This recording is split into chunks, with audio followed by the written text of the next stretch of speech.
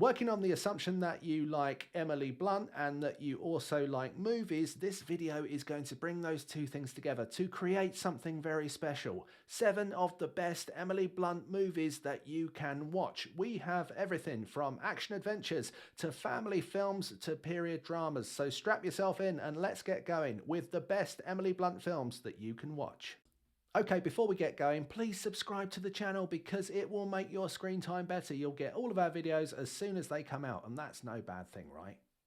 What's a looper, I hear you say? Well, it's someone who is hired by a criminal syndicate in the future to go back through time and terminate victims. And that's exactly what happens in this film of the same name. Written and directed by Rian Johnson, this is a great film for science fiction fans, starring Joseph Gordon-Levitt, Jeff Daniels, Bruce Willis, and of course, Emily Blunt. I'm not sure if I needed to say, of course, Emily Blunt, because of course Emily Blunt was going to be in it, or else why would I put it on the list? Anyway, lesson learned, let's move on. Edge of Tomorrow, so good they named it twice. It's also known as Live, Die, Repeat, which is actually quite a good description of what happens in this movie. Another great sci-fi action. Blunt stars opposite Tom Cruise in this film, which also features Bill Paxton and Brendan Gleeson. Well worth your time. In the 2018 film A Quiet Place, Blunt stars opposite her actual husband, John Krasinski, who is also the director of the film. Now, the tagline to this film is, "If they hear you, they hunt you," which is ominous, and that's frankly the tone of the entire piece. Set in a post-apocalyptic world, this is the story of a family who are struggling to survive and parents struggling to raise their children in a world inhabited by blind monsters with an acute sense of hearing. Honestly, it's actually very good. As I live and breathe, it's only Mary Poppins. Actually, it's Mary Poppins Returns.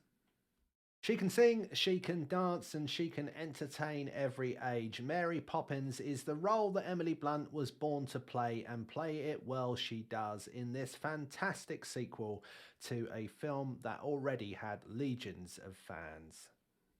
So have a spoonful of sugar and let's go fly a kite once again. It's time to exchange the umbrella for a gun and move forward in time as Emily Blunt plays an FBI agent. With great acting from Blunt, Benicio del Toro and Josh Brolin, this is a tightly wound thriller that will keep you on the edge of your seat. Blunt swaps bullets for bonnets in the next one as we move away from the action adventures to a period piece, The Young Victoria. Starring Blunt as Victoria herself, this sumptuous period drama was written by Julian Fellowes, creator of Downton Abbey, and also stars Rupert Friend, Paul Bettany, Miranda Richardson, Mark Strong, and Jim Broadbent, to name but a few.